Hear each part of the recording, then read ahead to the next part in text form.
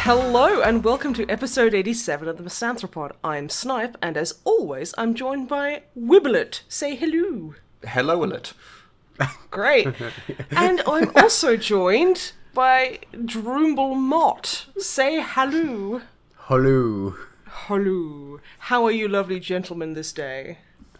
Fine. On this as fine as on Fool's Day, how are you? as fine as we can be given that introduction. Thanks. Yeah, I'm well. How are you, Snipe? I'm very sleepy and a bit exhausted, which is probably why I just can't speak properly. But I'm in good spirits, so it's okay. It's okay. So, eagle-eared listeners, that's the thing now, may have noticed that we are a week out of sync, and that's because Wib and I selfishly had a holiday last week. We're sorry, it won't happen again. Yes, we went to the Norfolk Broads, which, if you It's are not just a collection of women from Norfolk. No. If you're not familiar, it is a very, very flat area of Norfolk in Britain that is full of lots and lots of rivers. And you can kind of take little boat holidays, going up and down the rivers, and the Broads are very wide, like, lake areas. Some of them are broad, some of them aren't so broad, but you know what, it's fine. They're broad enough to be called Broads. Yeah. And so, we were on a boat for a week, which we were told by the holiday company that we would have power and internet. That was A lie. well, if you count a cigarette lighter charger to be power, That had a maximum of 2 USB ports that charged pretty slow. yeah, That we didn't know you had to buy. So Yeah, they didn't luckily, I think your mother had one on her. So I went with my mum and stepdad. So Yeah, and also the Wi-Fi was a switch you had to turn off at any point you weren't using. Also, you couldn't charge anything or do anything when the boat's engine was turned off because it would just nuke the battery. And also, the beds were like 5'8" long, like 5'8", which is not great for a 5'9" person and a 5'10" person. yeah, It, like, literally, like, after the first couple of nights, we had such cramp in our legs, it was the worst. yeah, it was a whole thing, but it was a lot of fun. We got to drive a boat, which I've never driven a boat. I've driven boats Do before. you drive boats or do you pilot boats? I don't know. You pilot Or boats. is there another word that's boat No. specific? You pilot boats. We had to rent a Okay. pilot twice. You captain a boat. Yeah. Yeah. But Big captain doesn't boat. necessarily mean steer, though. Yeah. That's not the pilot. Captain, like... helmsman, I guess? You Helmsman. helm a boat? You helmed a boat? You Yeah, let's can, go with yes, that. That but sounds fancy. That's, okay, you can, but that's not steering. Being at the helm is you take the helm, that's... Yeah, that's Yeah. the steering, right? Yeah, isn't it? Not in Star Trek, where they just have a big room that is the helm and they all just helm about like Helm's Angels. Okay, you're doing that thing where you realise that you're wrong, so you're just making stuff up. No, I'm not. I'm right. Anyway, drove a boat, which was interesting, so it means that I have, at this point in my life, overtaken more boats than I have cars in a car. Nice. I like that. Have you ever driven a car? I have driven a car, but in a parking, lot. I thought you were going, have driven a car, but it was parked. Like, You probably overtook a lot of parked cars if you're driving around. Yeah, a car which park. doesn't count. Whereas I have actually overtaken boats that are moving. I so, overtook a yacht.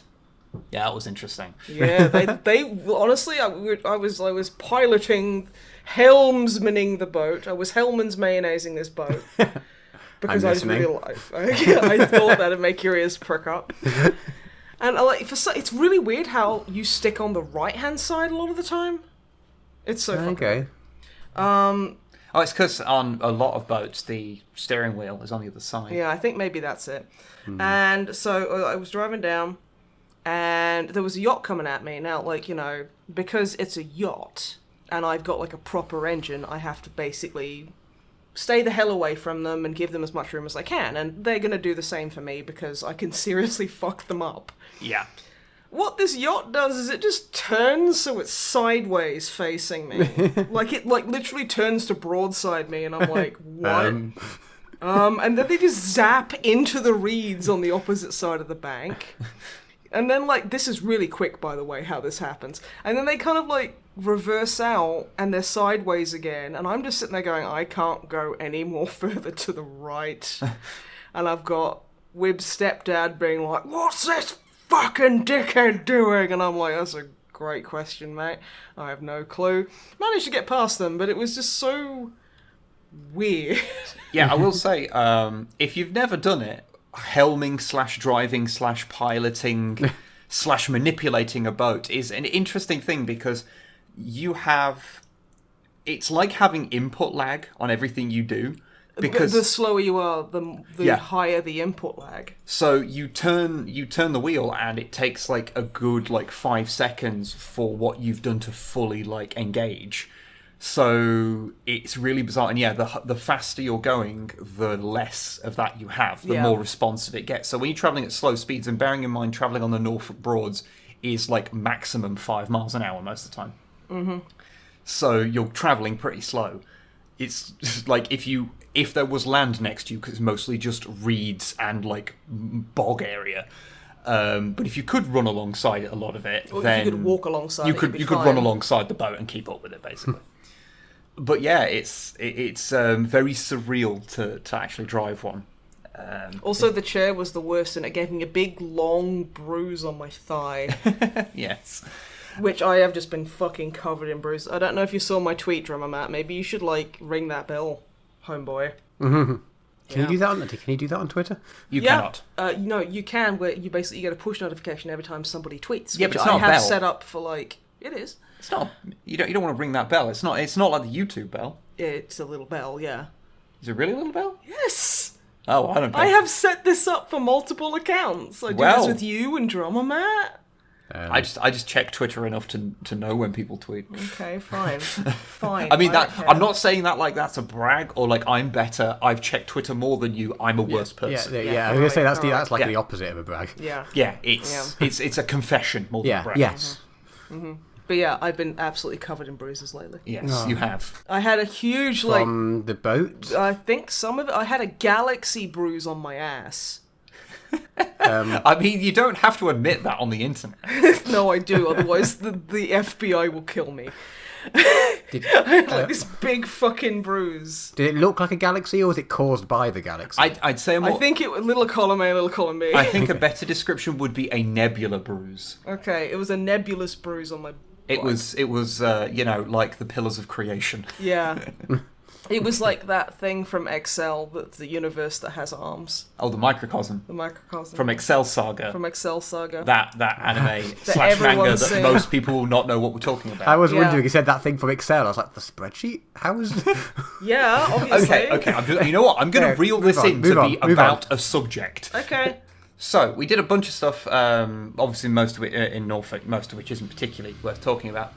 But a few things I wanted to bring up. One is that because the internet is so spotty around there, because it's just large, open, countryside areas. It's a with hellscape!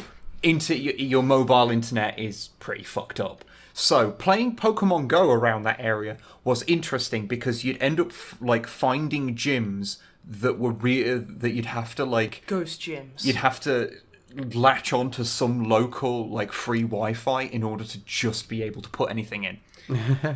The downside of that is that sometimes you'll put Pokemon in stuff and you will not know how long it's going to take before you get them back. There was one in a pub in a village called Acol. Yeah, yes, I remember Acol. Where our stuff was in there for we just threw a couple of things in a pub's but they were quite good Pokemon. Mine wasn't. I put in a shit one because I was suspecting this. I put in my shiny Dragonite. Yeah, that's on you. And it was there for 4.5 days. Yeah, we got silver by the time it kicked out. Thankfully, it kicked out. We were a little worried, are we going to get these back? Because the internet connection there is really dodgy.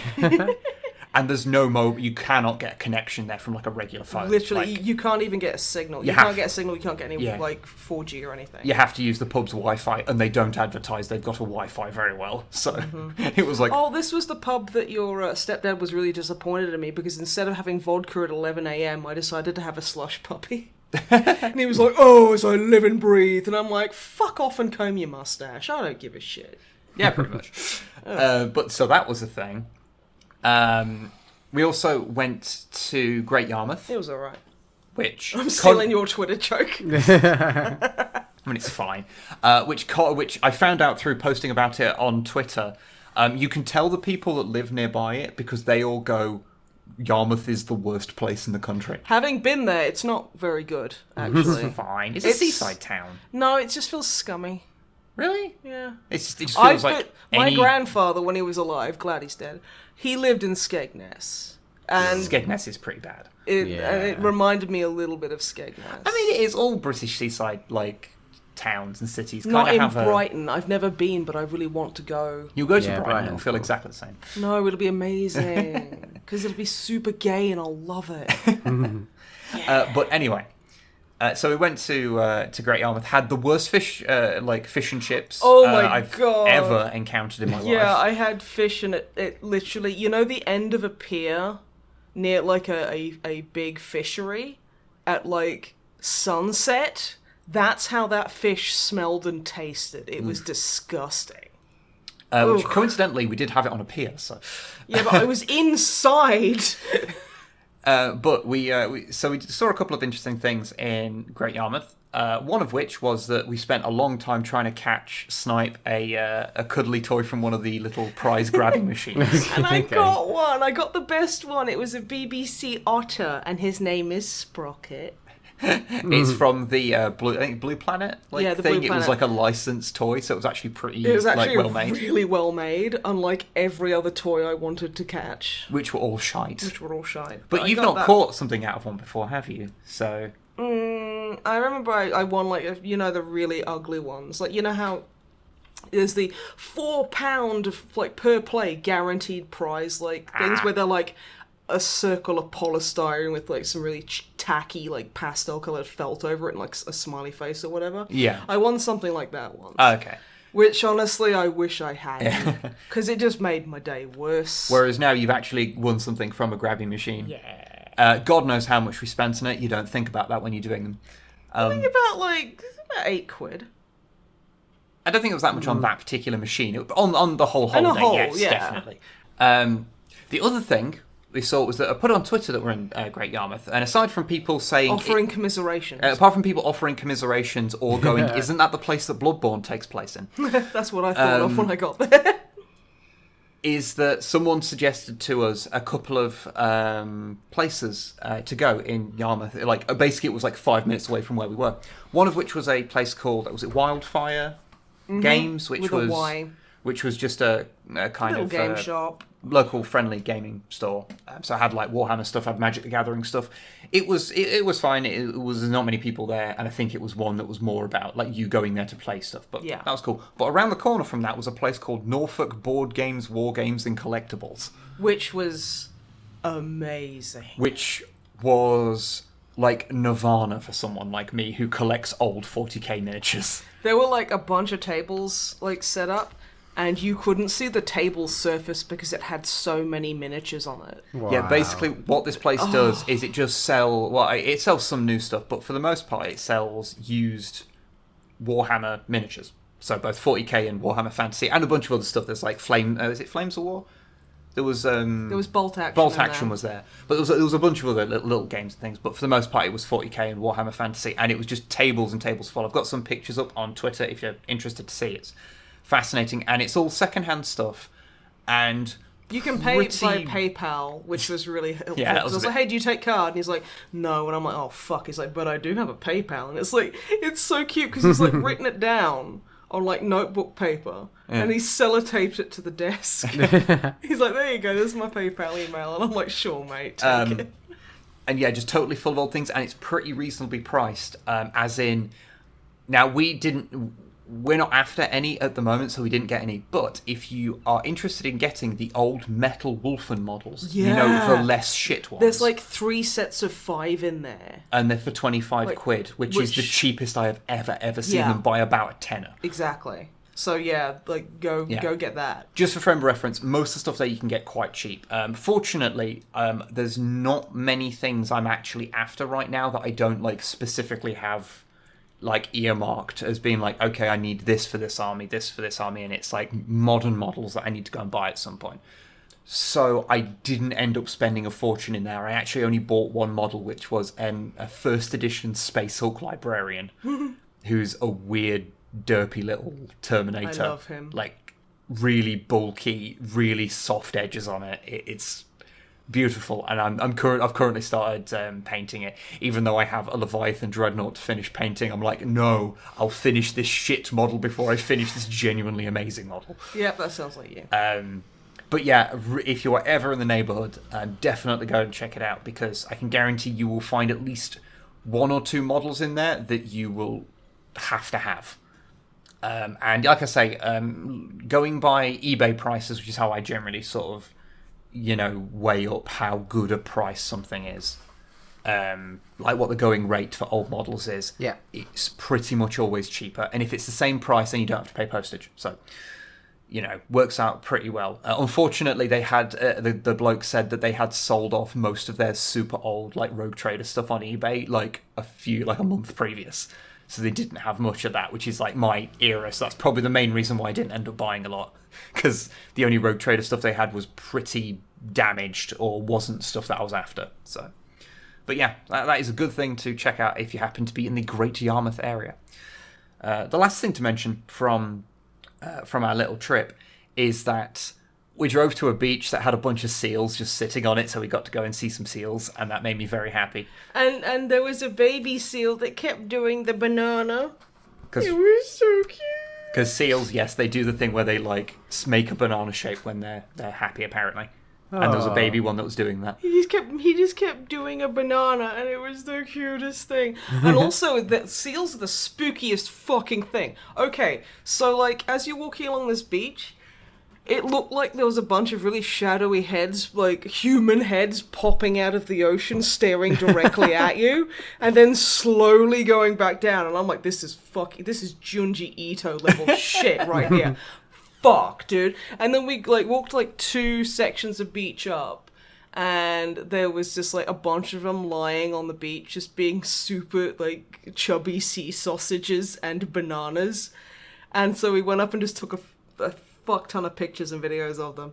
And yet, in the horizon at the corner of my eye, I could still keep seeing these human-shaped heads popping out of the water, staring directly at me and then sliding back down. It was a surreal experience. Also, I have to say, I am still, when I think back, so you know how seals move on land, where they just kind of... Basically how I get out of bed in the morning. Just blip, blip, blip, blip. They blep along, just kind of splodging along. I don't know how to describe what they do. They have their splodgy body momentum, just kind of like blobbing and splobbing as they go. Like a chubby sausage. This is the one situation where your unique vocabulary explains the situation better than normal. The shade! Very accurate. Very accurate. Okay, so they blorp and florp and blorp and florp. And still today, I am still smiling when I think about seeing it in person. It is so adorable. Yeah, I love seals, so it made me very happy. Well, I mean, they're just dogs that get wet. Also, the noises they make, they were just lying there like it's like, oh, mood, honey. They're fat dogs that make the same complaints, like noises to complain that I do. Like, why can I not like them? But you see that one where like one of the bull seals like accidentally kicked one of the other ones in the head and started a mini panic? Yes. Like a bunch of them just...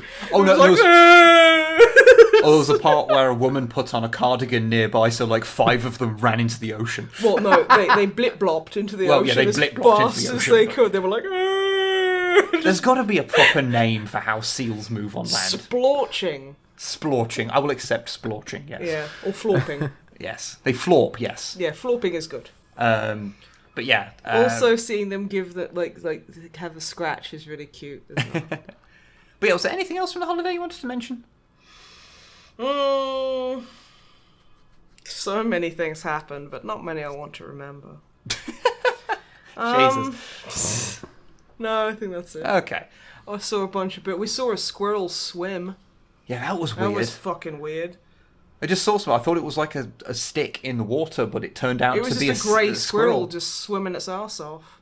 It like leaped out the water. I'm like, oh, I guess squirrels can swim then. Okay. Yeah. Saw a lot of cow butts as well. Yes, we did. Although that's not really podcast material to discuss the cow butts.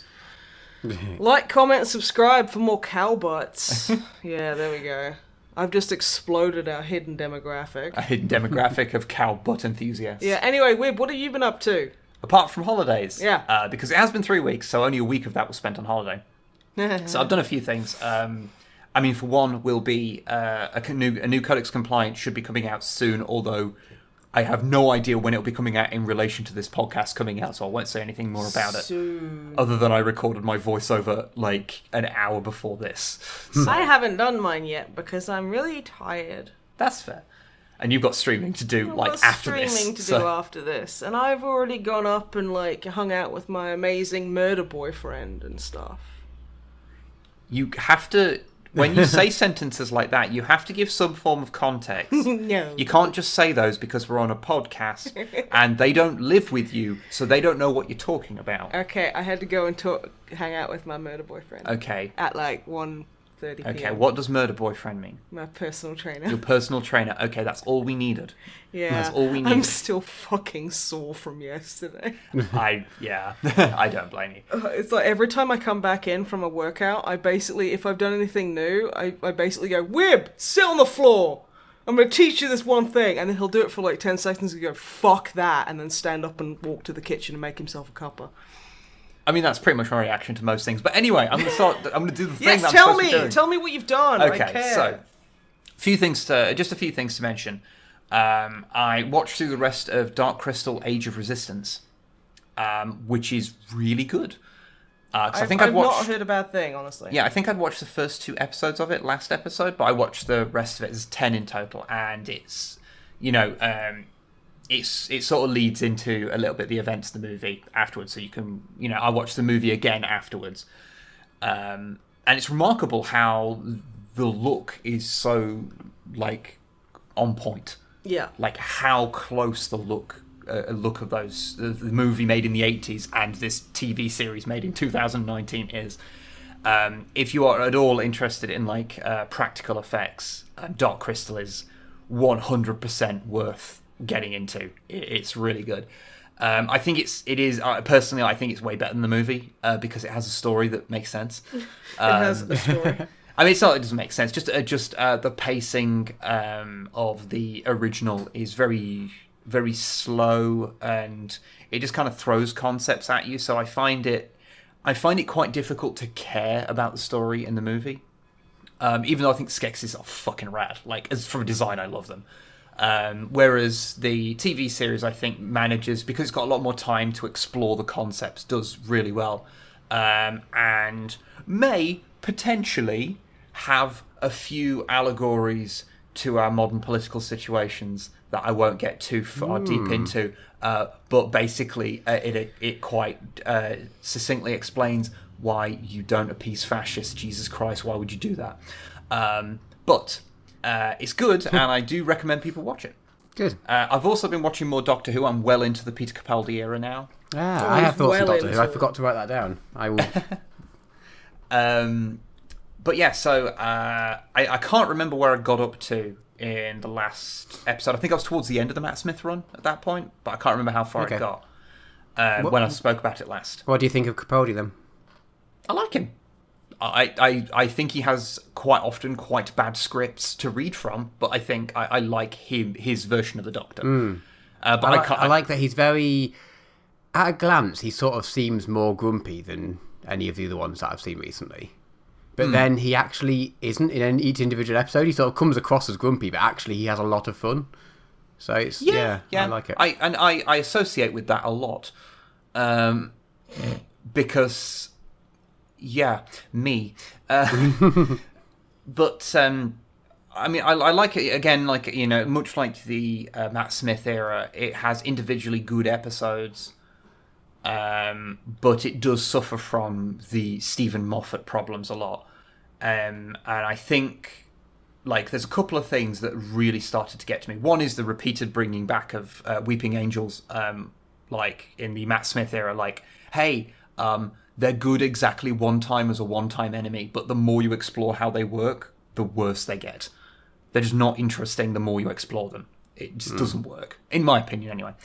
The other one is that I noticed a really weird trend. I don't know if I brought this up last time, but it's really, really apparent in like the last... I can't remember if it's 3 or 4 episodes of the Matt Smith run, which is that it brings up huge concepts that and leaves interesting cliffhangers that would be an interesting thing to come back to in 10 episodes' time. So it'd be something looming over the series, but then just does it in the next episode, completely robbing any tension of it. And it does this all the time. And this is present in the Matt Smith and the Peter Capaldi era. The last, from where I am with Peter Capaldi's run, my sort of example of that is that it brings up a whole thing where he saves a Viking girl who's played by Maisie Williams, which was a little surreal. I'm going, what is Arya Stark doing here? And spoilers for something that was made several years ago, but basically he makes her immortal to save her, and it sort of establishes a thing where like she's probably going to come back and she's not going to be in a good place. And then it just does it in the next episode, whereas that'd be a cool thing to come back to in 5 episodes' time or whatever. But it does it straight away, so it robs anything of like, ooh, I wonder what's going to happen with that, because it goes, no, we're just telling you, it happens in the next episode, fuck you. Like, oh. But the worst one of that is where Matt Smith finds out where he's going to die. Not Matt Smith himself, the Doctor, played by Matt Smith. Although I'd watch. Coincidentally enough, Matt Smith does know the time and place he's going to die, and he does have a plan. But he finds out where his incarnation, where the Doctor in general will die, and it's his incarnation because he's the last incarnation of the Doctor. He finds out where he's going to die, and it's going to be in a big battle. And you go, oh, that's pretty bad. And then towards the end of it, he then gets his time stream invaded by a character called the Great Intelligence. That would be a really interesting idea, and it makes out like it's an enemy that has been involved in like throughout the whole series, but has actually only been in like 3 episodes because they forgot to lay the groundwork for it, I think, or they just made it out to be a bigger villain from less input than it really should be. Stephen Moffat's a bad showrunner.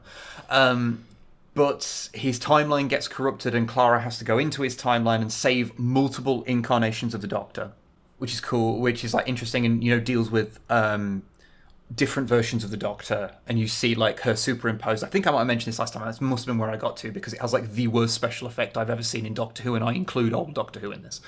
of Clara being superimposed into old shots, and there's a bit which is like the most early that guy with the glasses green screen looking thing I've ever seen.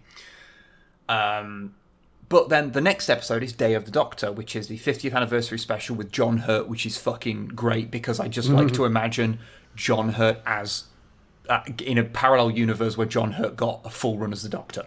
I just like to imagine that not actually existing world, because that would be like maybe in a parallel universe like 10 years earlier, so John Hurt wasn't quite so old, because I imagine at the time that he did the War Doctor, it would have been, he probably wouldn't have been fit enough to be able to actually play the Doctor, because there's a lot of running and he was quite old.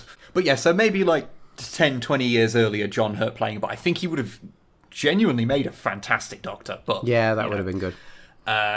And that obviously involves Matt Smith, David Tennant, and him, and also involves all the old Doctors at some point as well in little scenes, which is cool, because it's the 50th anniversary. And again, and like this is like one of the examples of like how it works. So they bring up that, and there's a whole thing about, Gallifrey could come back. We've kind of saved it from where it was previously, where the Time Lords were just completely gone. And it's like, okay, that's cool. However, slightly undermined how cool seeing all this stuff involving the old Doctors undermined slightly by the fact that the previous episode involved lots of stuff involving the old Doctors as well. Like, these things are more special when you don't do them very often. And it just does them straight after each other to, like, take the wind out of the sails of this really cool episode. And then the episode straight after that is the last Matt Smith run, where they basically go, oh, by the way, we found Gallifrey. It's like, oh, it was supposed to be like a mystery hanging over the series of like, oh, you might be able to find Gallifrey one day. And like, granted, that does still hang over the series, but the fact that they slightly try and pay that off straight afterwards is like, look, let these things live for a couple of episodes and they'll be way more interesting. But the fact that you just constantly set things up and then instantly pay them off when they could be an interesting thing to make an entire series out of. And this happens like every 3 episodes. And it drives me nuts. Like, I don't know how well I've explained how aggravating it is. But it's just constant, and it is infuriating. It's okay. But yeah.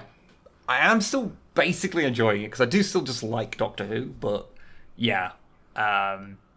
It has its issues, and as I am approaching the end of Capaldi's run, because I'm at season 9, and I think he went up to season 10, and then... Yeah, I think that's right. And then season 11 is Jodie Whittaker, which I'll presumably have to watch some other means, because I can't watch it on Netflix. But yeah, so yeah, still enjoying it, but yeah, I have my issues, and every now and again I end up going, Jesus fucking Christ, stop it. The worst one being, there's two minor points that slowly drive me nuts. One is it is the obsession with the ex who lied, the boy who stayed, the boy who waited, the girl who waited, the boy who lived, the girl who lived. All the time, these little that turn of phrase is used so fucking much. It's like the fucking Friends, like the one where Joey doesn't share food or whatever. Yeah, it's like that. So many episodes name that, or that phrase turns up, and it becomes increasingly tenuous how they use it, and it drives me nuts. The other one, which is the even worse one, is they never get bored of treating the phrase Doctor Who as an interesting question. Like, the whole Doctor... You get one per season. Come on, writers. Yeah, like, using it as a joke of, like, saying, oh, this is the Doctor. Doctor Who? Like, that will happen every now and again. See, if it were me, and I am literally fucking... butt cheeks deep in Dadaism, because that's just me. BBC, let me write the Doctor, because the next Doctor is going to be a werewolf. Okay. Okay. Would you like I'm not done yet. Would you like to know there is a precedent set of a Time Lord being able to assume an appearance that is not human? Yes. And I wrote it. It's in Old Who. It's another Time Lord who just goes through multiple like physical regenerations just because she can't decide how she wants to look. Yeah, one of which is an alien. You're gonna regenerate into like so many different like forms. Why always human? It's so fucking. Well, they're not. boring. They're not human. They're Gallifreyan. They look human. You know what I mean? Yeah, and Gallifreyans just look human. Yeah, exactly. Yeah, because it was made in the 60s. Yeah, I know. Anyway, I'd be like, I'm gonna have a Doctor that's a werewolf, who also is just a fucking idiot, and then there's going to be like the real cool sidekick, the companion, who literally does all the good work, and everyone hates the Doctor, and every time they go, I'm the Doctor, and they kind of go, the Doctor, and then they cut them off with how. Dr. How. And then they stop. Okay. Now, and then it's just like, and it's perfect. And then like no one says something like spoiler alert. And then the BBC, if you liked Moffat's writing, wait until my werewolf Doctor starts flossing. I thought you were going to say fucking. Okay, this Doctor fucks. Okay. This Doctor fucks. I think we are establishing that you are a way better writer than Moffat, because I haven't mentioned the Weeping Angels. Okay, so we've established that you're a better writer than Moffat, yet still should never be allowed near Doctor Who, and also probably need to get more sleep. Nah. Also, the Doctor, because you know what, the Doctor is going to be and NB, because that'll just make idiots on the internet foam at the mouth for literally no reason. And also, they're gonna be really nice and like squishmallows and wear a dinosaur tie, and in the end, they realize that they've been a bit useless, and they throw a huge party for the companion that's sort of roller disco. So everyone's like, there's the werewolf doctor on roller skating dear, around to like, sweetie, I don't know, what? Light of my life. What? I say this with all respect and love. And yet, shut up. And yet here we are. Just stop talking. It's fine. You can send off your treatment for what doctor are we up to now? Doctor Who. That's my pitch. That's what I want to call it. It's going to add a bunch. It worked, but you said it was Doctor House. You could be No. No. They always interrupt with that because they're sick of hearing the Doctor Who joke. It is incorrect. It's just they're being silly. Anyway. And then the next one's a cow, and it's called Dr. Hoof. I'm going to talk about the last thing. Dr. Moo. Dr. Moo. Don't encourage her. Jesus. Sorry.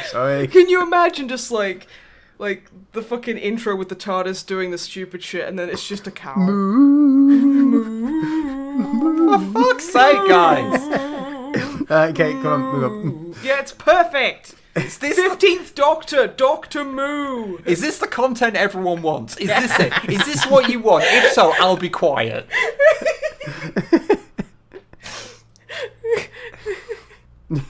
I'm going to talk about my last subject, and then I guess I'll just walk away and leave this podcast to the weeds. I wanted to talk about my concept for the 16th Doctor. And I don't want to hear it. Okay. Send us a postcard if you want to hear it. Send it to P.O. Box Snipe Stop now, please. That's in no way a legal mail address. I know. The last thing I want to talk about briefly is I've started playing Impossible Creatures. I've seen you play a little bit of this, and it looks really fun. I didn't realise it was made by Relic. People make Dawn of War. Well, I mean, they still they haven't given up the license. They still made Dawn of War 3. Did they though? Yes, they did. The only one they didn't make was Soulstorm, which was Iron Law, I want to say. Anyway, I might be hideously wrong there, but that's the name I remember. Tell me about your giraffe elephant. Yeah, what is this game? I do not know. Impossible Creatures is a real-time strategy game that does play quite similar to something like Dawn of War, except what you do is you have a lab, and you make you get animals and you splice them together to make new creatures with new abilities, and on the fly it sort of melds them together as it needs to. So, hypothetically, you can make, you take a skunk and go, okay, I want this to be better at melee combat, so I'm going to give it a wolf head so it can bite better, but I have to keep its ass so that it can do a stink attack. I'm sorry, I just love the concept of skunks need to be better at melee combat. Yeah. That is a serious lacking they have. My favourite part is that when you make these creatures with, the head of a lobster and the ass of a shark, it'll make a noise related to the head of it. So you'll click on this. What noises do lobsters make? No.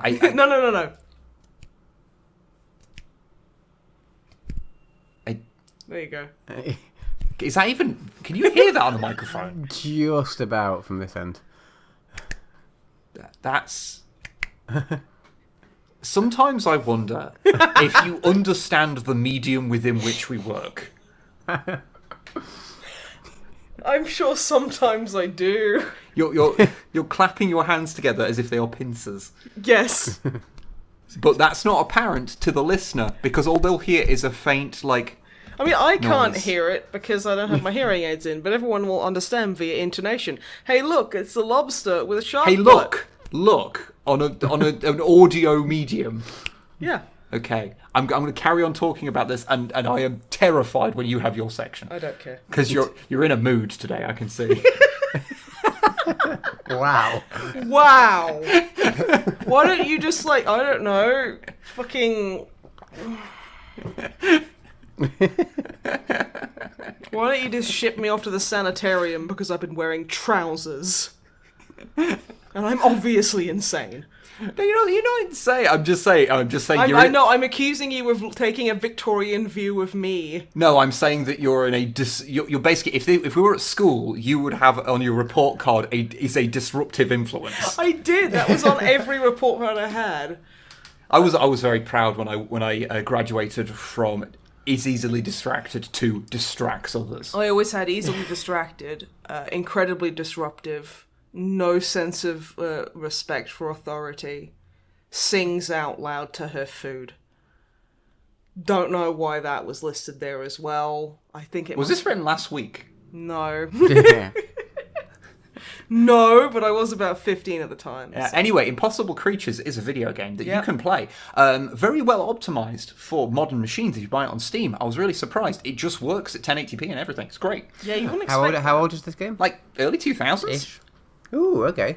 Like I was shocked it worked like that. Like one of the reasons I never even thought about it for streams or anything is because I assumed it had run at some like 4:3 resolution that would never work properly. So it'd like just be a pain to stream. So I was like, I won't bother. You thought wrong. But it works really well. But yeah, you splice these things together. They make weird noises. So you like click on a giraffe with like the ass of a rhino, and it goes, and you're like, okay, sure. That's just the noise that makes. But yeah, the weird thing is that I went into this game expecting there to be basically no story, or the story to be just a basic thing to like get you from mission to mission. But no, this has like an in-depth story involving someone searching out their long-lost father. Okay. Who and you go around like capturing the DNA to like splice animals together. Ah, yes, go and capture the DNA.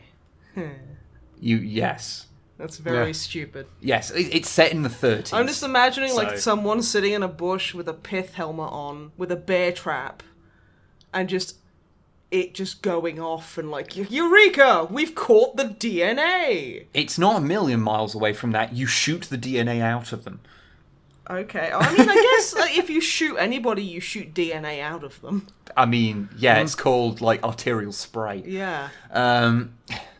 But yeah, it's like set in the 30s, so everyone kind of looks like they're an extra from the old Mummy movies, which I'm okay with, because the Mummy movies were a lot of fun. I suspect, given that it was made in the 2000s and that it's set in that time period, there's probably going to be a few jokes hidden in the story that I haven't got to yet that are going to make me go a bit... But so far, it's been fine. But yeah, it's a fun little game from what I played. I've played a few like rounds of just the like against AI stuff where you have like a preset army of like pre-built weird creatures. So like, oh, this is a rhino that has the head of an orca for reasons. And because of this, like when you make creatures, it's not just, oh, you make a creature and this is your generic scout unit. No, how you make them defines their role. Which is really cool. So you can like make an army that's made of stuff that you can't even use until you've got like several like places down the research tree. So you can really fuck yourself over. And what's really interesting is that when you make an army, because I think you have like so many slots. I've only seen 9. Maybe you can have more, but it looks like that's about the most amount of like creatures you can have in your army. But when you make them, it actually like generates a report of what your army is good at and what it's bad at. So you can just splice a bunch of nonsense together, not caring about how good anything is. But then it'll tell you, okay, this is very weak against air units, or this will be bad in early game but strong in late game. Like it'll tell you all the pros and cons, which is really cool. Yeah, that's pretty cool. Yeah. I know a lot of people really like the game, and I do see why, because I'd always seen the box art. I don't know if you've ever seen it, but it's like I think it's got like a lobster or scorpion, lion, tiger actually, like I think on the front. And I remember seeing that kind of weird mixed of animals, going, that looks fucking rad. I want to play that game. Then just never got around to it. And yeah, it's pretty fun. Cool. It is pretty fun. Also, Longfang, the cheeky boy, bought me the Surge 2 earlier today. He's a very cheeky So I'm boy. going to be playing the shit out of that. Yeah. Because Surge 1 was that game that there's like me and 3 other people on the internet that there's like you, Casey Explosion, and Longfang. No, Longfang doesn't like it. Oh shit, No. so it's only 2 people, it's just you and Casey. Yeah. Oh shit. But yeah, because the second one's come out. I've heard the game's really good, but it's optimized like hot shit. So basically the entire game looks like an Unreal Engine 3 game popping in. Oof. Like before the textures pop in. Like the whole thing looks like that half the time. Yeah. So that's going to be a thing. But I really like the first Surge game. One of those games that got better when you got into New Game Plus. Like the base game, when you're playing through like the boss fights the first time, is actually really tedious. But once you've got further into the game and you've got all the upgrades and you know how the bosses work, it actually becomes really fun. But before that, it can be really tedious. So I don't blame anyone for playing it for an hour and then giving up on it, because it's that sort of game. But if you can get past that first hour, then it's well worth getting into. And I've heard the second one is just better. So maybe just buy the Surge 2. Maybe once the optimization issues have been sorted out, because yeah, it's not great. But hey, that's for next time me to talk about. So I will pass on over to my esteemed colleague, the Snipe, who's yawning very widely right now. Hi. Hi. Sleepy. What do you have to talk about? What have you done? Unforgivable things. I know, but that's standard. Okay. I haven't done a super duper amount new. I've been doing my workouts and I am literally covered in fucking bruises. Like, I posted a picture of my knees on Twitter. You already talked about it. Yeah, I know, but I wanted to say that, you know, I'm literally, because of the success of that and multiple DMs I've got, I am actually starting a 18+ Twitter account that's just of my bruised knees. PayPal donations to... Ko-fi links. PayPal donations to snipeandwoodplay@gmail.com for my hot knees. Yeah, that's good. Thank you, everybody. You know when I said I had a bad feeling about your section? Yeah. Yep. Okay, so I've got a few things. I watched. I've been watching through a series called Black Spot on Netflix. Ooh, is that? Yeah, that was the you mentioned. Yeah, this the French one. Yeah, it's the French one. Yeah, you talked about it last time. I've been watching some more, and it's getting pretty weird, but it's pretty good. There's my favorite character, Teddy Bear, has a good few funny moments.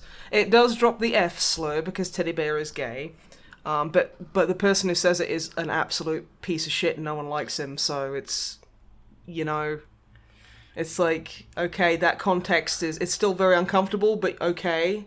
Yeah. Yeah. Also, it's really cute because there's the really nerdy lawyer who's allergic to everything. Who he's not a lawyer. He's like a police consultant. The thing starts on.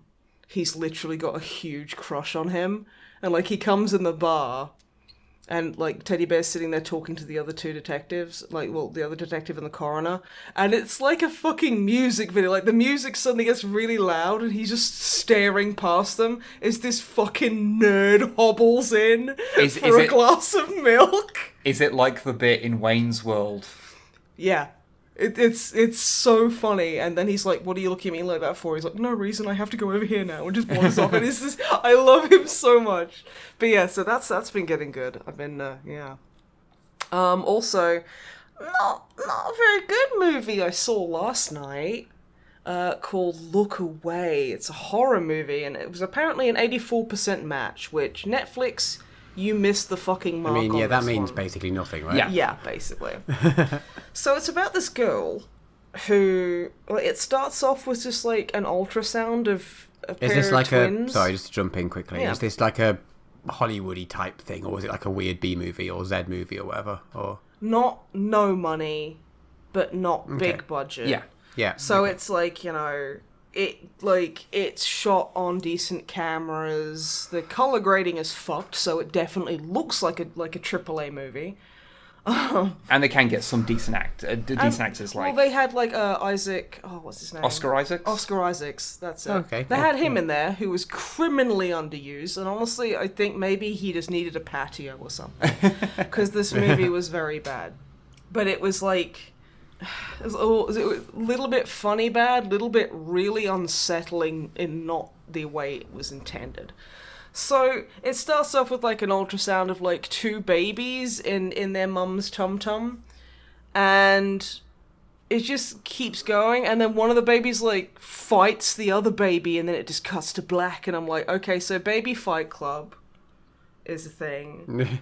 And then it's just this really skinny, like, living doll looking girl called Maria, who's the main character, and she's like 17, and they make a big deal at how about she's not 18 yet and stuff like that. And you know, she's got like brown hair, so she's obviously different. She lives in this gigantic fucking house because her father's this ridiculously successful plastic surgeon. She doesn't really eat anything, which is why she's so skinny. And she's just like, I'm just so different and sad. And her friend picks her up, and they go to school where her friend literally can't spend more than 20 seconds with her boyfriend before she literally just starts like trying to give like fish out the contents of his stomach with her tongue. It's so whoever wrote this, well, I know who wrote this. He does not understand teenage girls. He does not understand teenagers. He does not understand people. What I saw of this movie, I'm gonna get more. It struck me as what would happen if an adult man tried to sincerely write a character like they were from My Immortal. Yeah. Honestly, it reminded me, this fucking thing reminded me of the Jeff the Killer creepypasta. Yeah, actually, shit. And I'm not being hyperbolic. So let me give you a rundown of Maria. She's got black bags under her eyes and she's pale. She's beautiful, but she doesn't know it. And she's like really small and skinny, and her hair is long, beautiful, and dark. She's different. And she's bullied. Now, the way the director and writer, which is the same person, decided to portray that Maria is bullied at school is that she goes to get on the bus to go to school, and some boy puts his leg over the aisle of the bus and onto a seat and smiles at her. Yeah. Yeah, that's basically all you see. And then when her friend sees her boyfriend, they're like making out, and you see her just glaring angrily because she fancies her friend's boyfriend, which is like super gross. I mean, like, if you fancy your friend's your friend's partner, then okay, but like the way it was shot was like, oh, there's a boy, I hate my friend now. It was really weird. So it goes on, and she just gets quote-unquote bullied, where nothing really happens, and, like, people, like, there's the same boys are just kind of like, you're a fucking weirdo, and she's like, God, I'm so different. And then she goes home, and then the next shot of her is just, like, really awkwardly masturbating, sitting on her fucking kitchen, like, sitting on her bathroom sink, facing the mirror, and then her reflection turns round, and is all like, hi. And then she has a bit of a freak out and everything's fine. Then she doesn't sleep and she goes to speak to her dad the next morning. And he's like, you look like you haven't slept. And she's like, no, I haven't, but I wanted to talk to you about it. Now, he's a plastic surgeon. He's not a psychologist or anything like that. But she's trying to talk to him about the weird hallucination she had in the mirror of her reflection moving completely of its own accord. And she's trying to say this, he's like, you look terrible, go put some makeup on. Come on, it would, like, you've got to, like, look pretty. Otherwise, how are you going to get a boyfriend? When was the last time you spoke to a boy? I don't know how many people's, like, girls' fathers will literally sit there and go out and get laid. But this is literally what that guy was saying. And then he made her go up and get, like, put all of her makeup on. And her mum was like, no, don't. She needs to eat her eggs and her omelette. And he's like, we both know she's not going to eat it anyway. And it's like, this is, speaking as someone who came from a really fucked up household, that's not how it works. Like, it's not just everything's fine and then you go through, like, it literally is somebody who's not experienced any kind of, like, parental abuse just going, what would be douchey? Okay, let's do that. And it's like, no. I mean, I would usually forgive a lot of, like, bits of media for not understanding that kind of thing, because it's not something everyone's experienced. But it was still really obviously shit, roped in with everything else. So, she starts talking to her reflection, and her reflection's like, everyone hurts you, but I can take your pain away. I'm Aram, which is Maria backwards. So she's like, Clever. she's fucking Dr. Acula, fucking Alucard. I always say Dr. Acula instead of Alucard. Not quite the same thing. No, and then it's like, oh, your friend, like, she's gonna teach you to skate, because in this fucking, like, this high school, they have their prom on the ice rink, and everyone has ice skates on. Is it set in Canada? Yeah. Oh, yeah, that makes sense. Yeah, but it was just like, yes, let's give all these kids, like, foot knives. And, like... They give them kids foot knives from the age of about 2, I think, in Canada. Yeah, but the thing And I is... say that in the highest of praise. I'm not having a go. Oh, no, definitely. But, like, when they're this badly written, it's a bit iffy. I think it's the point is these kids should not be allowed knife No, blades. definitely. So she's like, oh, friend, could you teach me how to ice skate? And then... this is really fucking weird. Because they're like super pally and super friends, and then Maria falls down in the middle of this frozen lake, and her friend skates off going, he's mine, you know. Like, talking about her boyfriend, and then just skates off and leaves her in the middle of this lake. And then everything is fine. They act like nothing's happened. And it's like, okay. And then, like, she goes back and talks to Aram. And Aram's like, oh yeah, I could swap with you. And, like, also, she's not your real friend. So they eventually swap, and... So Aram takes control of Maria. she assumes direct control of Maria's life. So they swap places, so Maria is stuck in the reflection, which you never see what it's like or anything. It's just, she's just there. So Aram, because she's the bad one, she immediately starts getting really sexually suggestive at everyone. Because that's how you know a woman is bad, if she's in control of her sexuality. She goes to school, and one of the guys that's bullying her, she turns around and is like, why do you hate me so much? And then she leans in and literally grabs his dick and licks his ear and is like, oh, is it because, like, you get a hard on every time you see me? Bye.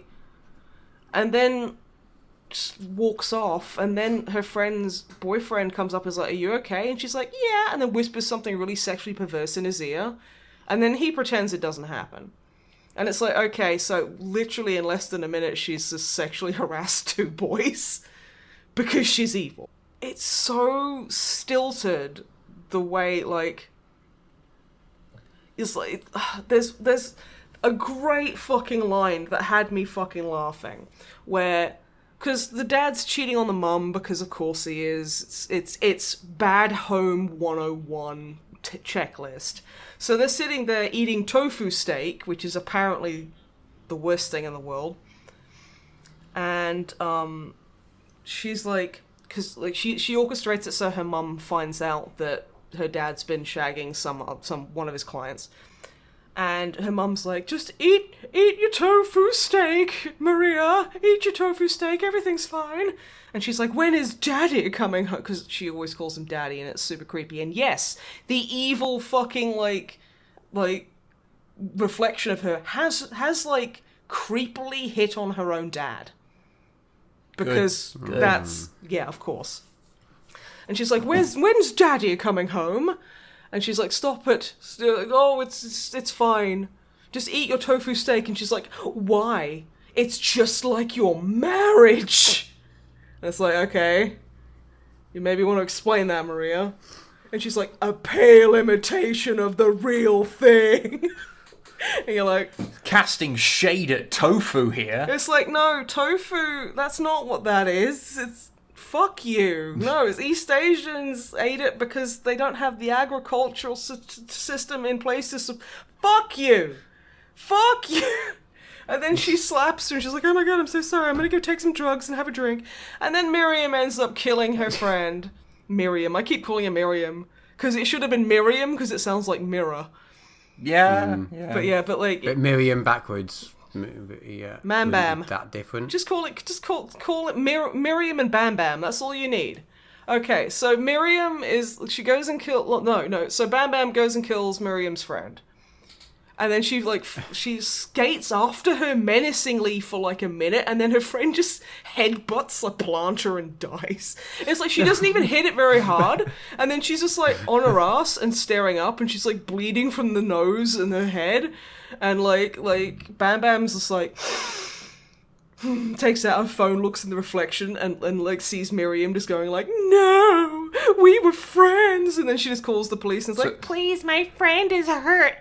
She's dead. Okay, bye." Click. Sorry, I must have zoned out for a second there. I missed where we started calling Maria Bam Bam. Yeah, no, I'm calling Aram Bam Bam because it's a way better name. Okay. Because she does the Bam Bams. Okay. So she kills a friend and then immediately starts fucking her friend's boyfriend. And because I don't know if you guys know this, but men, if a girl kisses a man, then the men just can't do anything but kiss back and have sex. We literally do not have any agency. Because men have no agency, apparently. So, like, this is just horrible to everyone. So they just fuck a lot. And it's like, it really does focus on this girl's, like, incredibly... She's like 6 years like younger than me, so she's like 24.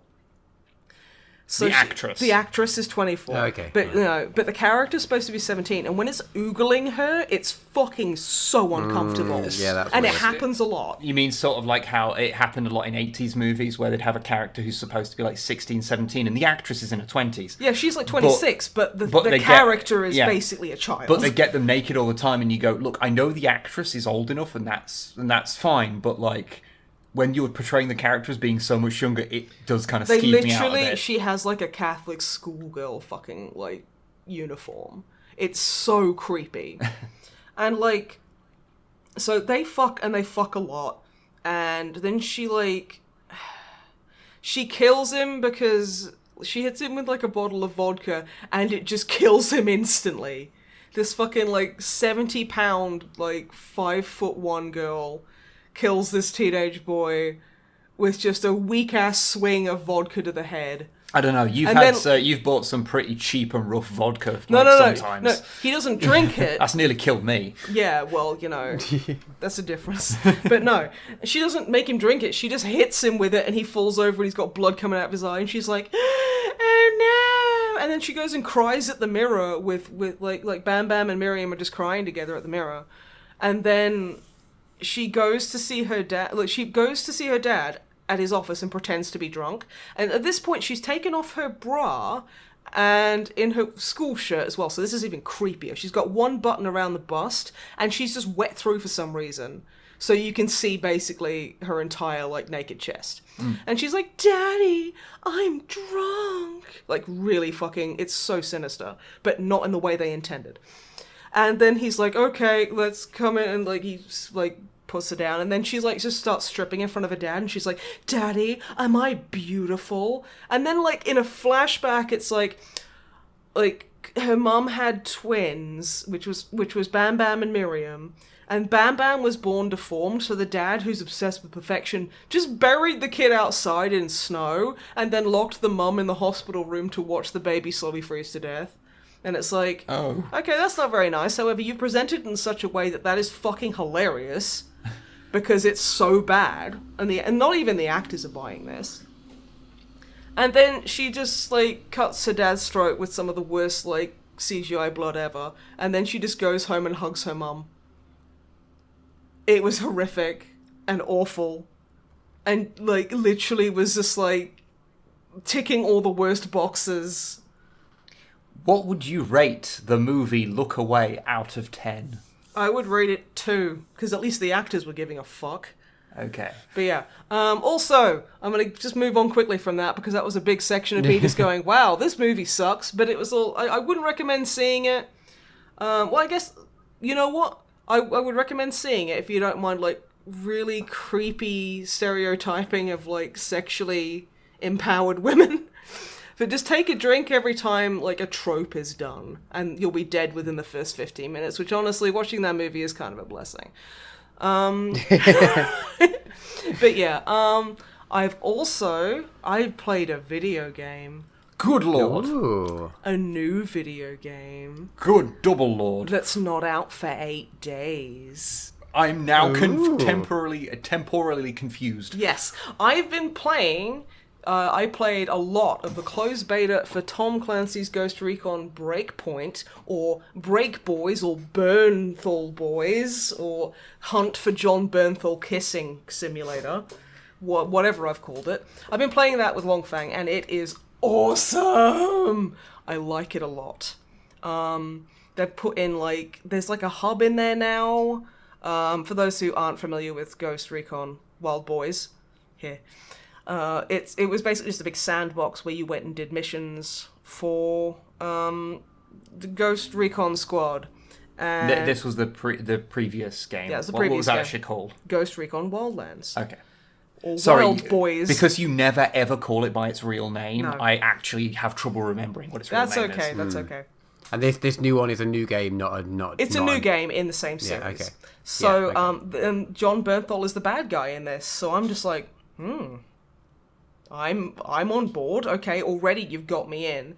And it is very obvious that they just watched The Punisher and liked it a lot. Because he's basically playing like a slightly more evil Frank Castle. And that's saying something. And that's saying something. But you know what? It's cool. I don't mind. And like, you did get a free mission with Wildlands that was just like a free mission you could just do, where it kind of set up Breakpoint. So you go out and do a mission, and literally it's like, you know, in Metal Gear Solid 1, the corridor that the ninja had gone through before you get to Otacon, how it's just blood and bodies and everything. You walk through a facility like that. Oh. And at the end, you just encounter John Bernthal. And he's like, hey, howdy, because he's putting on a really bad, like, Southern American accent. It is so cute, I could shit. And he's like, hey, Nomad, what y'all doing here? That's way better than his accent, oh my god. And, like, yeah, you basically, like, fight your way out, and it's really cool. It's really short, but it's really cool. And that got me hyped for it. And, yeah. So he's, like, the bad guy, and he's, like, taken over, like, Steve Jobs Island. Because, like, it's basically Apple, but they bought, like, an island so they could go and research, like, advanced agricultural techniques and stuff like that. So you get, like, vertical stacked farms, which is really cool. You just, like a lot of the outposts are just, like, these big white buildings stacked really fucking high. So it doesn't take up as much, like, space horizontally. It's a lot more vertical. It's like, oh, that's really interesting. And there's a hell of a lot more focus on drones, drone combat. There are Amazon delivery drones. That's not actually what they are, but that's what I'm going to call them. Because randomly on your radar, you'll see this little icon pop up. And it's basically, like, you know in Animal Crossing, how occasionally there's, like, a balloon with a crate on it? Yes. That's what these are. And you snipe them down, I and presume you get goodies. I was going to say, I presume it's full of more guns It's than the full Animal of guns. Crossing ones. Yeah, it's full of guns. It's full of, like, physical equipment. You can basically transmog clothing in here, which is cool because it has stats now. So you can get, like, a good piece of gear. You can get, like, a good weapon. Still has loot boxes, but I'm just going to be ignoring that because, I mean, in Wildlands, that wasn't a particularly intrusive part of it, but it was still there, which I'm very angry about. But, again, it wasn't super in your face and pushy with it. I do have a question. Yeah, hit me. Is this something that's in relation to the previous game as well? Wildlands as well. Wildland, between Wildlands and Breakpoint. Uh-huh. Because I've seen some people talk about the games, and having not played them because it's not my type of thing, I've heard some people say that one thing that really puts them off those games is how it does come across like aggrandizing some of the worst parts of, like, modern military, Oh no, I mean foreign policy. That is an incredibly valid piece of criticism. It Wildlands and Breakpoint, from what I've experienced, because they only gave you a very small amount of the story accessible in the beta. Yeah. Wildlands in specific, which I will focus on for that, was basically it's like you are the protagonist, you are not a good person, but you know how hard it is for people to make that definition nowadays. Well, the thing is, when you... Because you go to a foreign country and just fuck shit up. Yeah.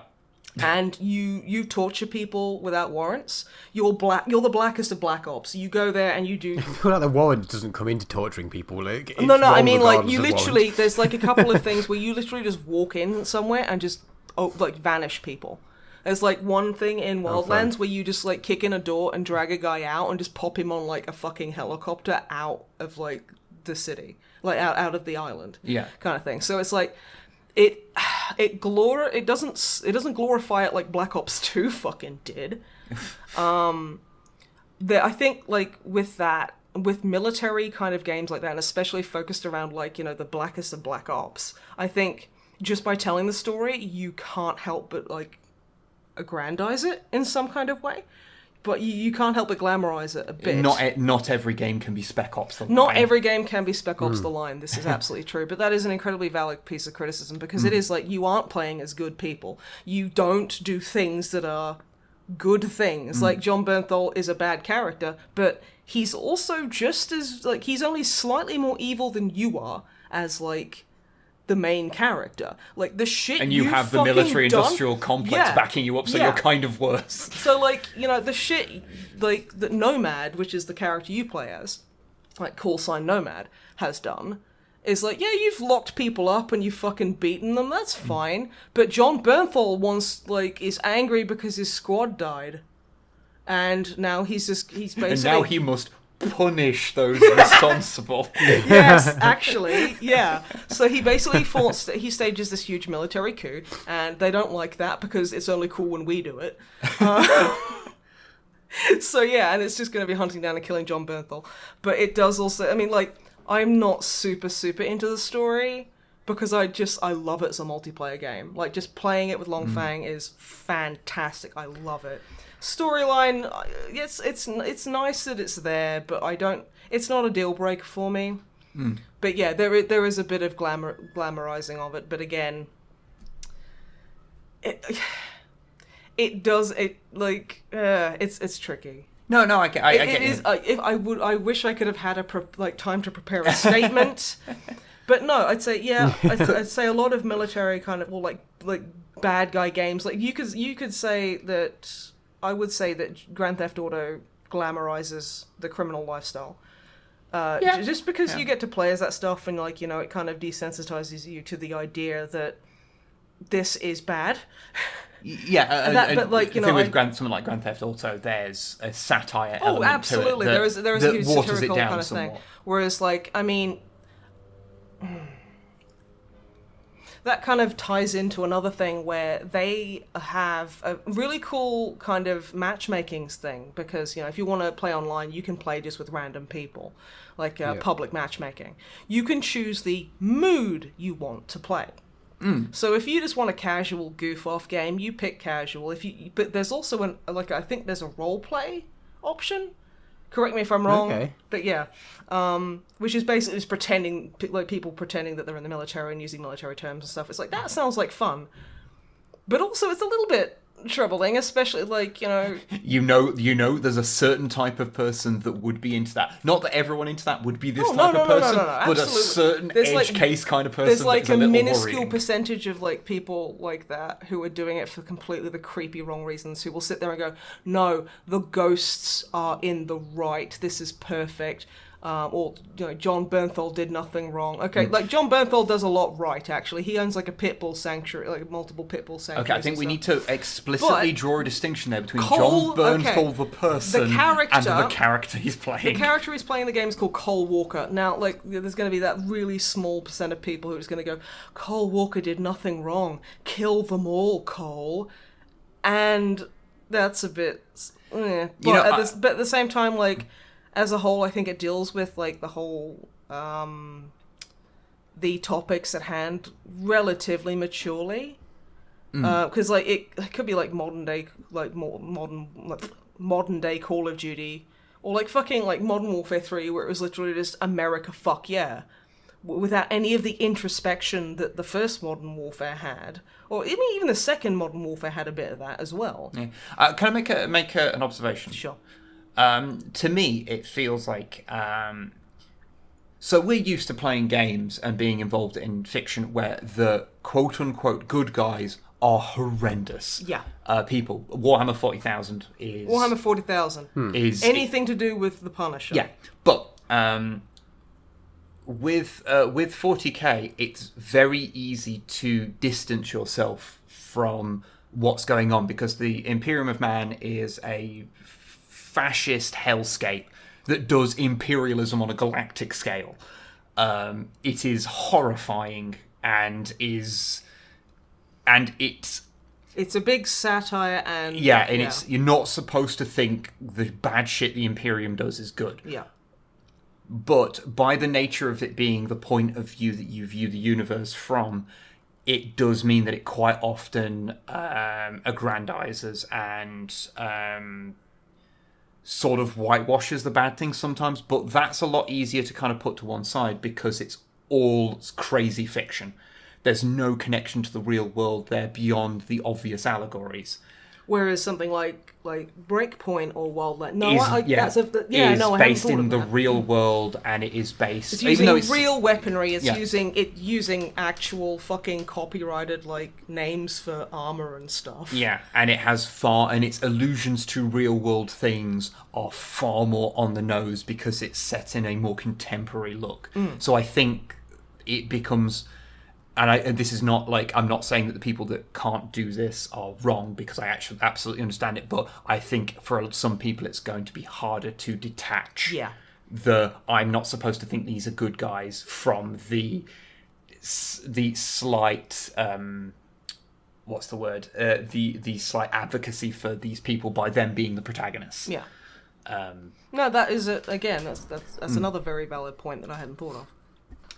But yeah, we should probably move on because that's getting super fucking like. That was remarkably in depth and heavy. Yeah. Yeah. Yeah, that was crazy in depth, especially because we were talking about skunks as used as melee weapons or whatever earlier. Yeah. So yeah, ignoring the story and just enjoying the fact that I get to look at John Bernthal for a while.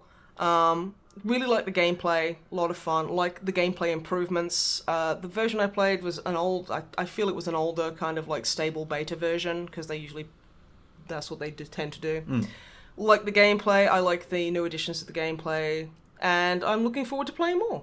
You've actually tonight, when your stream tonight, should hopefully be playing the next open beta, which obviously it'll be many days ago.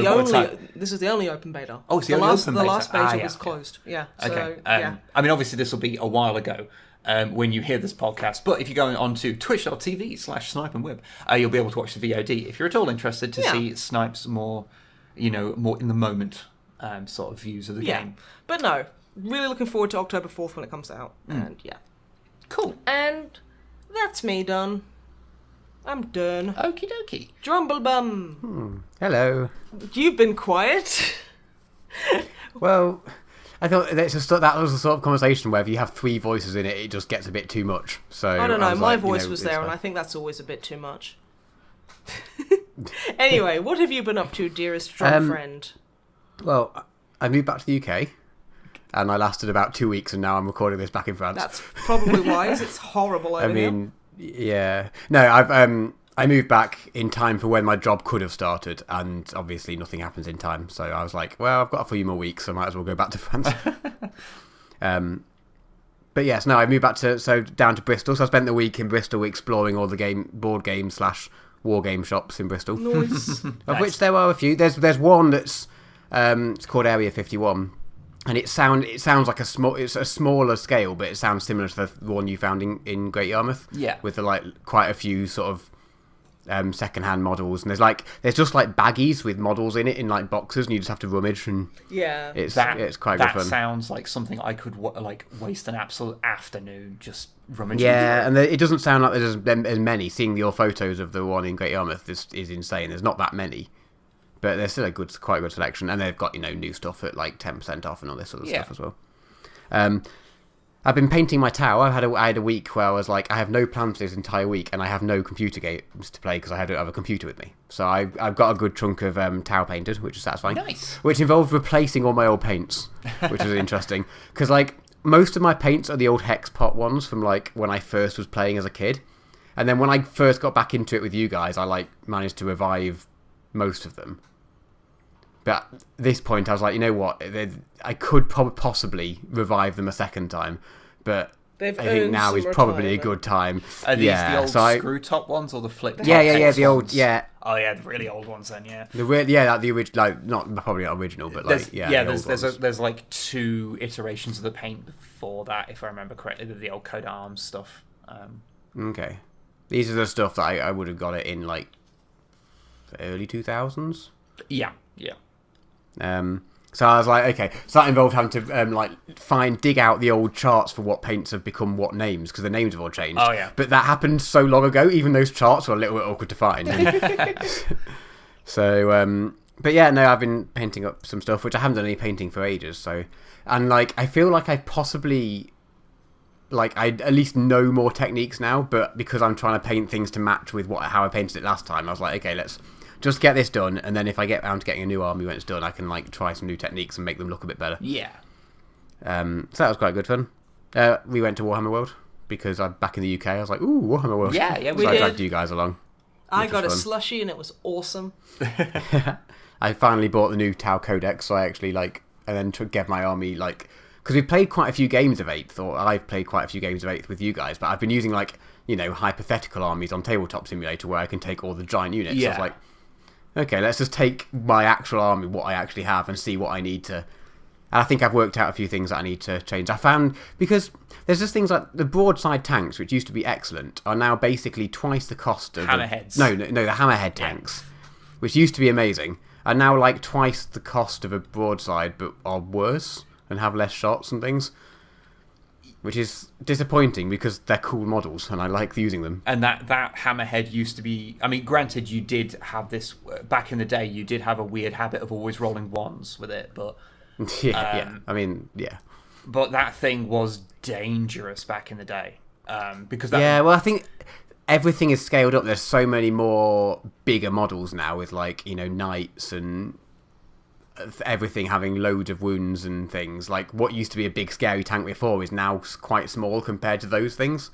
I think the other problem doesn't help. The other problem is that it used to be able to quite easily one-shot vehicles, which it can't do anymore unless the vehicle has 6 wounds. So yeah, true. But I think I found a way around that because there's a character that you can use who's in the tank, and he basically means that he's got a ballistic skill of 2 plus, but also he adds 1 to his hit rolls. So he can't possibly fail because if he rolls a 1, it becomes a 2. So I'm just going to... He's like 30 points more than a normal hammerhead, but I'm just like, okay, that solves that problem immediately. Yeah. And it scales. It's like that ability plus 1 to hit rolls is like anything within... Any hammerheads within 6 inches. So if I take more hammerheads in the future, it makes them better. Yeah, I think that might solve the problem of me rolling 1s a lot. Interesting. And he also gets plus 1 to rolls against vehicles and various other bits and bobs. Yeah. So yeah, that's potentially solving that problem. And apparently using ion cannons instead of the railgun is better now, but they're just not as iconic. So you're just used to damaging us with railguns back in the day. Yeah, exactly. I don't want to change. What else have I been up to? Well, I went on there was a big climate strike last week. Oh, yeah. Which I went along to in Bristol, which was really lovely. Imperial Leisure played, who are a really good band that I like. Oh, okay. So I got there and I was just like, I looked at the lineup thing, which was just written on a bit of cardboard, duct taped to the stage, sort of thing. Yeah. And it was like, all the various speakers and things. And then it was just like Imperial Leisure. I was like, wait, like the ska band that I've seen a few times and really enjoy. Oh, okay, cool. So I ended up being there for like the whole day after most people had gone home in late afternoon because they hadn't played yet. And I was like, I want to see these guys. Nice. Which was a nice sort of... It's not why I went, but it was a nice extra bonus. Yeah. Computer games. I've done computer games. Computer games? Not too many. You don't want to do too Probably many. computer games. Well, when I'm back in the UK, like I said, I don't have my gaming PC yet until we move all our stuff back in a van at some point. Yeah. So I'm just doing laptop. So I've been playing a bit of Hearthstone again, trying to pick up on that and like trying to work out what on earth has changed since I last played and not understanding anything. Which I didn't last very long until I went back to just painting Warhammer because I got a bit confused. But since I've been back in France, I have had my computer and I've made the most of it. And I made the most of it by playing a game that has been released since the last podcast, which I think is possibly a first for me. Yeah. Oh, dang. But I did have to sully my soul and buy the Epic, download the Epic Game Store. I know what we're thing. talking about then, yes. Oh, no. Yeah, because I bought Untitled Goose Game. I need that game. Oh, it is the best. I mean, like, yeah, it's like a tenner, and the main story it lasts a couple of hours. So if you just want to play the story and don't want to faff about with it, it's not good value. But if you enjoy just cocking about, it's excellent. I love. And it's just beautifully made, and the audio is amazing. The ducky, like the little goosey waddle. It's perfect. It's amazing. You can get dressed up with like a bow around your neck at one point. It's just like, this is the best. Have you found the dummy? I have not It's a found little the dummy. I watched. There's a YouTuber I watched called Mr. Craven, and he played it, and he found a dummy, and he just like it broke him. He was like, "I'm baby," and kept running around. I guess for anyone who doesn't know what this game is, it is basically it's very beautifully like animated. It sort of looks almost like an animated film sort of style, or It's very hand-drawn, smooth, I've very done it. cartoony. Yeah. Where it's just blocks and you of play as a colours. goose, and you run around, and you have a button that honks at people, Yep. and you have a button that picks up things, and you basically just fuck with everyone. You have And objectives. like steal their so hats it's and like, their keys. oh, and, steal this person's keys, or make the groundskeeper hit his thumb with a hammer. yeah, little things like which that. you go and break something that he has to hammer back a sign back in, and then you honk at the right time. He gets distracted and hits his hand. That sort of you have to do like there's like it's sort of I guess puzzly sort of. Yeah. Also, I'd like to add a further clarification. Yes. When Snipe said the word dummy earlier, to our American Oh. viewers, that means a pacifier. Yes. Yes. Because I don't think that's called a dummy outside the UK. Or to Nottingham listeners, the new.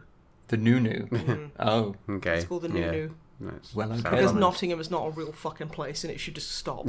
It's not real. I don't believe in it. No. I don't believe in Nottingham. Or ninjas, or Scotland. No. Okay, good. Yeah, I don't have too much to say about this game, apart from it is very entertaining.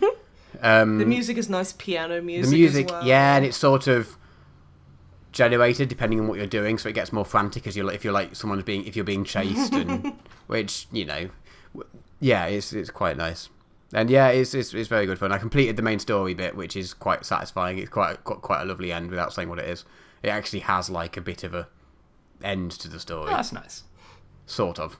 And then after that, I was like, credits are playing. I've been playing for about 2 hours. I paid a tenner. Okay. And then after that, it's like, oh yeah, here's a more of a bunch of stuff that you can do. And there's like, at least as much again, if not more, of stuff that's I've done a bit of, and it's all harder stuff to do, so it takes longer. So I think there's probably going to be at least a few more hours. And that's just if you want to stick to, the given objectives, and you don't just want to like cock about and chase Fuck people. shit up. Yeah, but yeah, I've been looking forward to this. I first saw this game like being advertised a while ago, and I remember because I sent one of our friends, one of our mates. He's not good. He has a history with geese. Okay. They just seem to somehow. He aggravates them and then they chase him and then he regrets it. But he just seems to do this repeatedly. You can just say So, Dicko. It's okay. When it was not Dicko actually, but when I first saw that the first trailer for this game like a year ago or however long ago it was, I was like, I need to get this, and then completely forgot about it until I saw that it had been released like 2 days ago. And I was just like, wait, what? And then I was like, went onto Steam and it was there, but it said not available yet. I was like, but everyone's That's playing exactly it. what happened to me. And then it was like, Yeah. oh no, it's on Epic Game Store. And it's like, oh fuck, yeah, that's just what I want. Another fucking form of DRM. I managed Thanks. to. It's the same price in pounds as it is euros, but in terms of like it's £11 or €11. So I was like, well, €11 is still currently worth just under a tenner. So I was like, well, I'm going to make the most of buying it in France and screw over the Epic Game Store ever so slightly by paying in euros and not in pounds, just to make myself feel a bit better that I've got the Epic Game Store. Nice. Like, there's nothing inherently wrong with it as such. It's just they seem to be quite dickish about doing things. Yeah.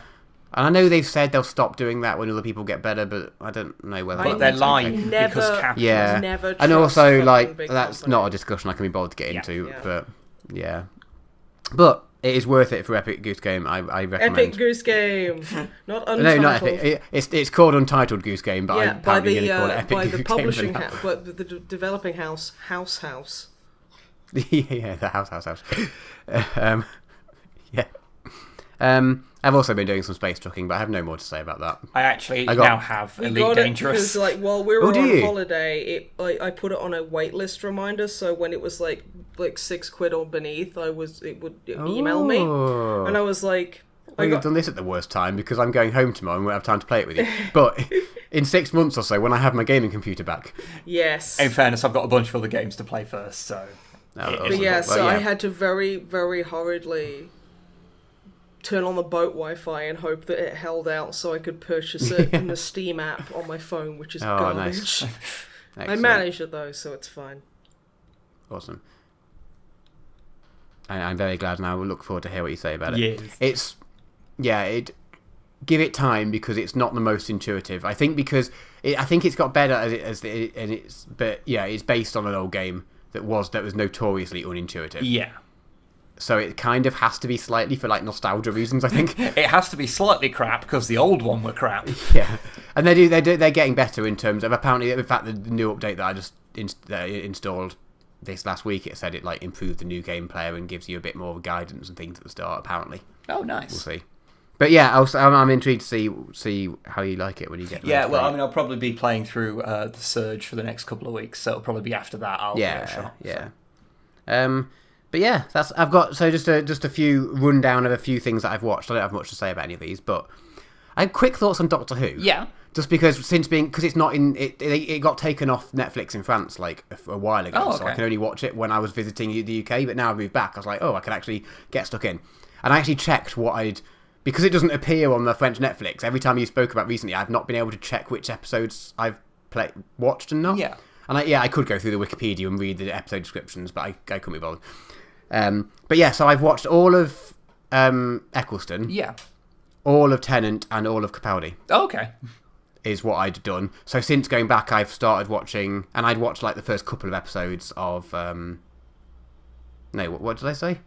Eccleston, Tennant, Matt Smith and Capaldi. No, Matt Smith and Capaldi. Oh, so you missed out the Sorry. entire Tennant run, So basically. So I'd watched the first few episodes. So since being back in the UK, I've watched the next few, and I'm up to like episode like almost the end of that first season with him. Okay. And without wanting to discuss it and go into details, and while acknowledging that you and everyone else will think I'm wrong, yeah, the Matt Smith stuff is by far the best to me.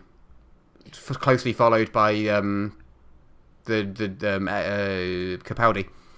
I just don't enjoy I enjoy it all. Don't get me, I like it all, but I definitely enjoy the later stuff way more. Like watching, and I won't say much about Eccleston because it was fine, but it was only a season. It doesn't, you don't really get much into it. They didn't really.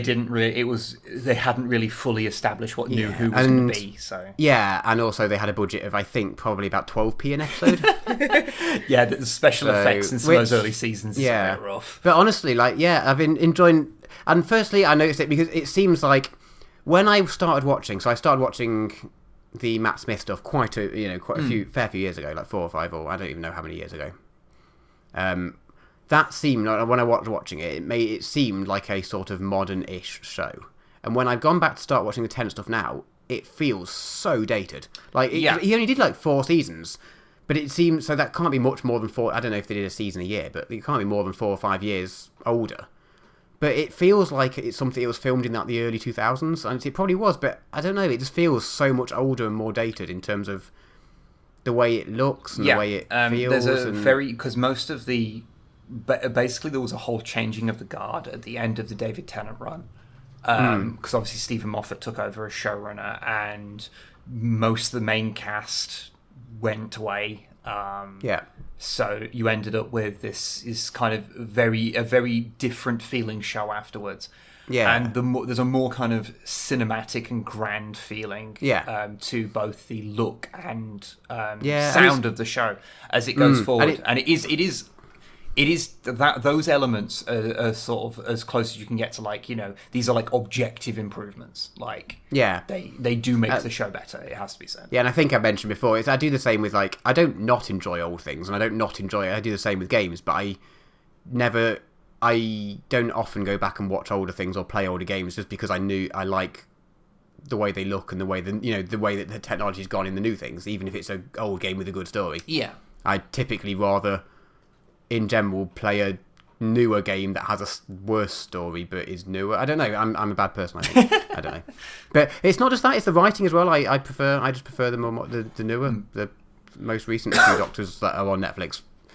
I think I don't know why. I think it's probably made worse for me because of the way that I tend to watch these things is that I'll like binge watch them. So I think the biggest problems with the eras of Who that you like are to do with its overarching kind of structure. Yeah, and those are way more apparent when you watch a bunch of them together. If you watch them like once a week, you probably wouldn't. All these issues that I bring up, you probably wouldn't even notice them because you wouldn't be quite as aware of how episodes lead into one another. Maybe. Whereas when you watch them in huge chunks, you kind of go, there's some issues here. Yeah. I mean, I didn't watch it when they first came out, so I wasn't watching them, once a week. Hey, let me have this. It's a theory. But I was probably like, once an evening or less than that. Yeah. So yeah, I didn't often sit down and binge a few. So yeah, maybe I'm just a worse person and I'm just, Yeah, I mean, that's the obvious takeaway, is that your opinions on Doctor Who are just worse than mine. Yeah, no, I appreciate that most people won't agree with that necessarily. But, I enjoyed them. I enjoyed all of them, don't get me wrong. I've enjoyed all of them. And I'm looking forward to finding... Because, I've not got to the end of the first Tennant series yet, so I'm looking forward to sort of seeing... Because people, do say it's really good. So There are some very good moments in the David Tennant run, it has to be said. Not all, and the last 3 episodes of his are quite bad. But yeah, there's some good moments. But it is that era does feel way more like you're watching a British television show. Yeah. For all the good and bad that brings. And then just very quick, we finished Stranger Things. I think I mentioned it last time, possibly. It's been a while. Overall thoughts? I really after the first season was great, and I think we've mentioned before, we all kind of wished it stopped after the first season. The second season was fine. It was good. I enjoyed it, but in general, I probably would have rather that it was just one really good season. Yeah.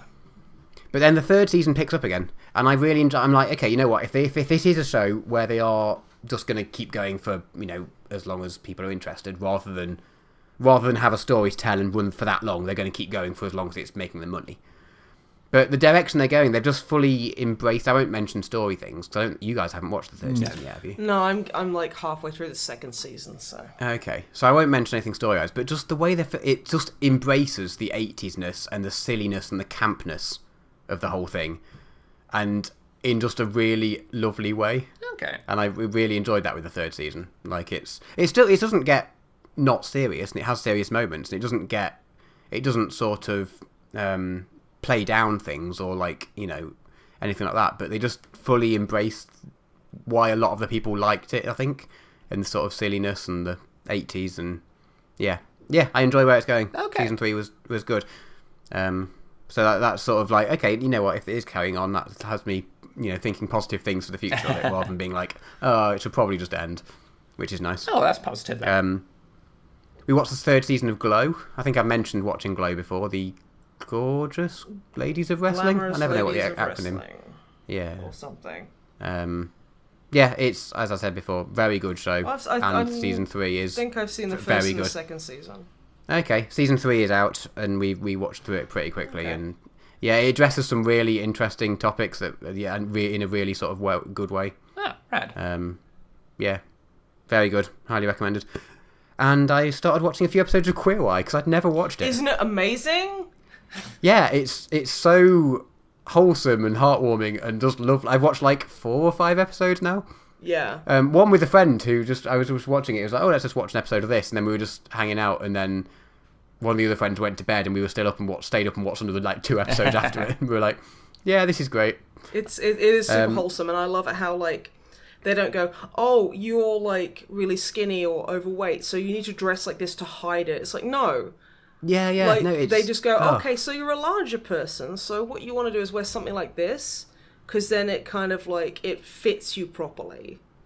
It'll complement how it complements. Yeah. It doesn't hide. And I love that. It's because like I grew up like my mother was obsessed with those shows, and so like I grew up watching like the what was it? There was one that was like you'd nominate a friend to basically have a TV crew go around and go, hey, you're ugly, and your friend thought you needed cosmetic surgery, and then they get cosmetic surgery. And my mother was like, she was obsessed with those kind of shows. And, like, it was always really horrible because it was like, okay, so you're a larger lady, so let's see how we can hide that. And it's like, oh, okay. Right. Yeah, this is not This is not that. This is, no, you're large and in charge. Let's find some clothes that suit your shape, basically. And it's like, don't lose weight. No, you're fucking fantastic. Just, or, like, you're really skinny. Then this will help you. You know, it's just... That's good advice, and it's not body shaming or anything, and it's just really wholesome and sweet. Yeah, it's just highly recommend it if you haven't watched it. It's, I think, dramatically different to what it used to be, which is kind of what I assumed it still was. So yeah, no, I didn't like the old Queer Eye, but like the new one, I really do like. Yeah, really good, highly recommended. And yeah, that's me done. I think we've just got left with some questions. Oh yes, questions. And by some questions, I mean a question, which is quite satisfying. I don't know. I kind of like it when we have lots of questions. It makes us feel like we matter. And if you want to make us feel like we matter, send us questions. Okay. Seriously, I'm joking. I'm not. But we do like entirely balanced on all of your like opinions of me. Please don't let me die. So if you don't want Snipe to die, what email address should people send their questions to, Drummer Matt? Time sensitive answer. The email address is onlydrummermatt@snipeandwib@gmail.com. Also, don't feel like you have to send us questions. We are joking. No, but also, actually, I'm going to issue a bit of a challenge because in the last 3 weeks, despite only getting 1 question in, we've had at least 10 emails from promotional emails that I haven't opened and read, but they're all from a thing called Truck and Tractor, which makes me think that someone's been listening to... like trucking things and has gone, oh, these people like trucking, we should send them emails selling them trucking paraphernalia. You see, I mean, I assume it's all spam, so I'm not clicking on it. One person just gone it like they've created a truck and tractor business with like being bolstered by how much you love Euro Truck Simulator, and you won't even open their fucking emails. Maybe. Well, if I'm sorry to that person, but I assume if I click on the email, everything in my house will explode. So that's how that works. It's probably fine. We get all manner of weird emails to the main one.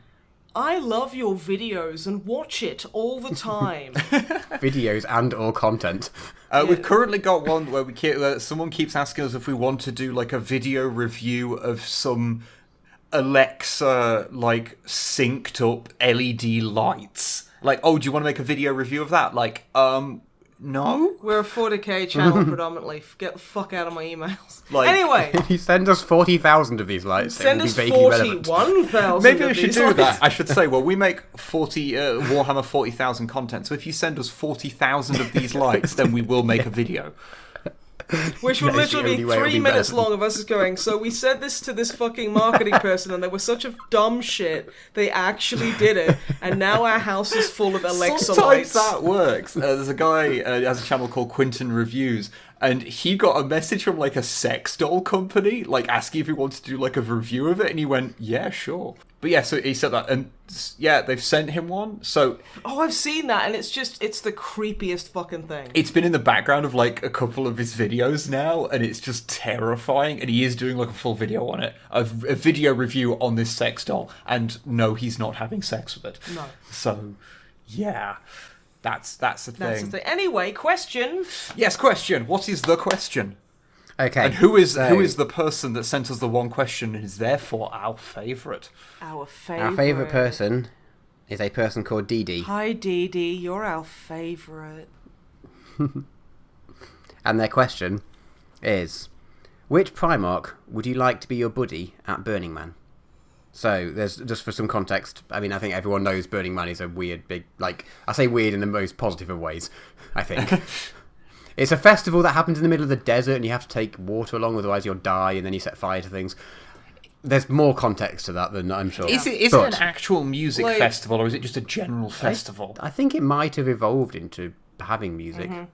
I have no idea. I don't want to say because, I don't want to get it wrong. Yeah, I'm Anyway, going to say Vulcan. so this is just for what they'll be doing. So it's someone to make sure that you eat and stay hydrated, someone to apply sunscreen, call the Rangers if you get hurt or take too many goofballs, and then won't get down from the car kebab, which there's lots of pictures of it's a big stick coming from the ground which has lots of cars impaled on it, and people seem to climb it, and it's got like a bird's nest thing at the top of it. Strangely, that is the one of the few things I am actually familiar with from Burning Man.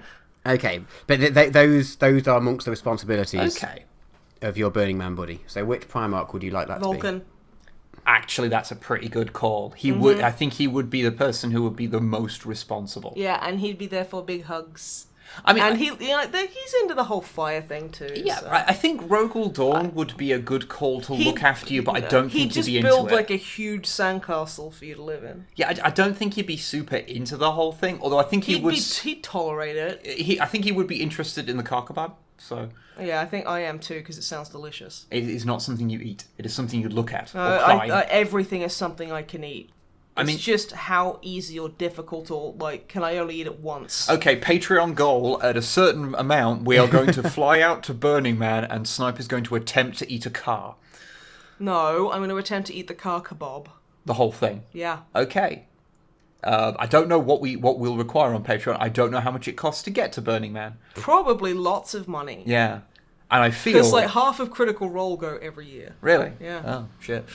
They're fucking Matt Mercer posted a thing to his Instagram of him in just Mad Max gear with just a leather fucking an armless leather jacket, just no shirt on, just kicking open a random pair of swinging barn doors, saloon doors in the middle of the desert and just shouting it's high noon. Okay. It was the weirdest fucking thing. I might have even hallucinated it. I don't know. It's possible. It's possible. Maybe it's my dream journal again. But yeah, no. I think Vulcan would be the best. Magnus might not be a bad one. Yes, he would be. Magnus is the worst. He's of the desert, and he's of that makes stupidity, sense. and I don't like it. And he did make a land. I can never remember what it's called offhand, but the big city that was basically he created a paradise out of this hellish kind of desert area. So he might be good at keeping you hydrated and stuff in the desert. Maybe He's not gonna pee in your mouth. Maybe not Angron, because Angron would piss in your mouth if you said you were thirsty. Yeah. And that would be the only thing that would make him smile. Yeah. Although the giant burning man might make him have a little bit of a giggle. Yeah. I think he'd have a bit of a giggle. Bit of a giggle at that. Yeah, a little bit of a giggle. Yeah, I probably wouldn't want anyone from the Flame Falcons chapter. Because then they'd be the Burning Man. They would be the Burning Men's, yes. And then it couldn't be called Burning Man because they'd have to call it Burning Man's, and that doesn't sound as good. No, they'd have to call it Burning Men's. Because there's multiple. Ah, the Burning Men's. Yes. Let's go to the Burning-mans. Let's go to Burning Men's, yes. Where you can get a burgie. Matt, do you have a perspective on this? I mean, I'm not sure I can add anything to what you've said. Who's left? Fulgrim. Take Fulgrim. It's a really good idea. Take Fulgrim. Fulgrim. You'd definitely come back with your nipples pierced. Yeah, that's why you should take Fulgrim. What's his name? I've quickly brought up a list of Primarchs because I was like, you said all the ones that I can remember off the top of my head. Who's left? Yeah, who knows? I have no idea. I've never said this one out loud. Jagatai Khan. Yes. Yeah, I don't think I've ever said that out loud. But he's a biker, so I feel like he'd fit in quite well. Yeah, maybe. I think he'd be cool to hang out with anyway. Yeah. I think I'm just like my priority here is Sun Queen. So I'm just like, who would be the best at putting Sun Queen? That really is Vulcan. Let's be honest. Yeah, he's got lovely hands. Yeah. I think you were right in your first suggestion. You want Ferrus Manus so he could Oh, his hands would be horrible and cold though. Yeah. Even no matter how I think it'd actually be uncomfortably cold. Like, you'd initially be like, oh, that's lovely Yeah, and then cold, he'd but... never be able to get the sunscreen off his hands. And then you'd be like, no, this is my hand towel. And he's like, but I want that flannel. And you're like, no, it's my flannel. And then you'd fight over the flannel and he'd just punch your soul out of your body. Okay, I'm going to have a little bit of a sub-question to this. Okay. That I'm just going to add briefly before we wrap up. Okay. So we've got what you could take to Burning Man. Yeah. Yes. But that's not the type of festival we're more likely to go to. I think the biggest kind of like rock festival in Britain really is Download. Yep. Who would we take to Download? Which Primarch would you take to Download? I know who I wouldn't take, and that'd be Conrad Kurz, because he'd get way too into any kind of like mosh pit. Yeah, like he'd literally kill people. He'd take a wall of death, to be literal. He is the wall of death. Yes, he just runs forward, and then there's just bodies. Yeah. Oh, I don't know who I'd take to Download. Probably Vulcan again, because he's just really nice, and I'd buy him an ice cream. He's also the person most likely to have a bum bag containing the sun cream. Yeah, and he's got I like... was going to say my priority here is He's got still like sun kitty cream, whiskers on in like the face like thing, and then I could sit on his shoulder and watch the bands, and he'd be like, "Well, this is very nice." Then you buy an ice Yeah, cream? then I'd buy him an ice cream. I feel like Korax would probably enjoy it. Well, he wouldn't say he enjoys it, but he'd be like, I think he'd be into it. I think he's the one who would most appreciate it. Yeah. So that'd be cool. And However, then you could like hold hands with him when My Chemical Romance are playing.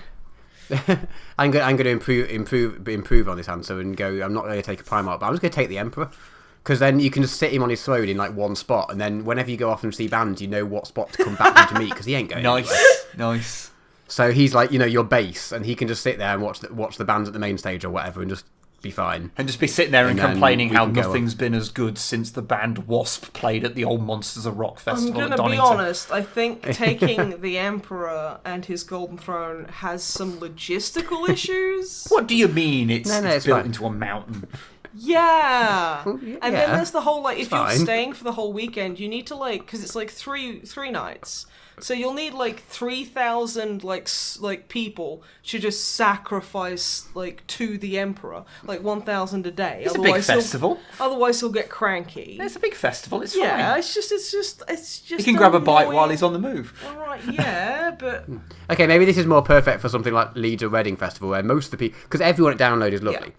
Most of the people at Leeds or Reading are nice, but there's a few bellends, and there's probably enough bellends that we can sacrifice to the Emperor. So maybe the Emperor is just used when you go to a festival that's not full of nice people. Okay, so yeah. Because then you've got the sacrifice victims. Or you go to Coachella and just let the Emperor eat everyone, because He can just have everyone's everyone, a yeah. douche there. I do want to just loop. And they have like AstroTurf, so you can walk around barefoot. Like, that is not a festival if there's not mud. What are you If doing? you knocked your ankles in mud, it's not a real festival. Okay, Oh gatekeepers. But seriously though, fuck those like incredibly like wealthy brats. I do have one little thing I want to loop back round to before we wrap up. I now really want to buy the Forge World Vulcan model and model a bum bag on him. He needs a bum bag Yes. so he can put his, because he's got like a couple of rocks he likes. He's found a couple of nice rocks and he's popped them in there. Vulcan's just a good boy. So he can go show all of his Yeah, sons. please do this. And he'd wear it properly, wouldn't wear it the fancy way. But with like over the shoulder kind of like crossbody, because like some like Ugh, it's a no. stupid fashion thing now. All the kids are doing it and look Yeah, ridiculous. by the way, if you're not in the... Because I don't know how widely spread the term bum bag is. It's what It's a Americans... fanny pack. Yeah, it's what Americans call a fanny pack. Yeah. We can't say fanny pack. No, that means something different here. No, because like a lot of people have fanny packs. You don't even need to buy them. It's like, you just sit there and go, why have Americans called this type of bag a vagina sack? Oh my What? god, that reminds me of a part from Look Away. Oh god. Okay, there's a part where they're in class being taught about Dante's Inferno, because of course they are, and this is when Bam Bam is like swap places with Miriam, and she basically it looks at her, she's sitting there with her legs open, and she like pulls something out from between her legs, and it's just like a V-shaped piece of paper. Okay. And she turns around and she passes it to her friend's like boyfriend, and he opens it up and it just says "smell me." Oh. And then he smells it and is like, "Yeah, I'm into this." And I literally I had to stop and go, "This is the director's like fantasy, isn't it?" Sorry, that just reminded me. That's All what right. it... On that very pleasant note. No, it was a very unpleasant note. You see, all I say is, like, think of that the other way round. If a bloke, Some like... guy pulls a cube out of his gooch and he's like, he hands it, like, smell me. And it's like, what? It's from Salt and Vinegar Crisps or something. Oh yeah, she thinks it's cheese and onion, and she turns around and he's actually eating ready salted. She's like, wait, what? Where did that come from? Moving on to the end. Thank you for listening to this podcast. We're sorry about what you had to listen to. We hope the next one will be better, but we offer no guarantees. We hope the next one will be better, but we're pretty sure it won't be. We're pretty sure. You know what? We're heading up to the 100. I think, once we hit 100 podcasts, at that point we can just stop trying. Yeah. I mean, like we've been trying. No, we have. We're in it for the long run then. Like, we might as well just hunker down and just settle. Yeah, that's fair. But yeah, we should probably go because, oh my heck. Thank you for listening, everybody. Have a good day, weekend, whatever. Bye. Goodbye. Bye.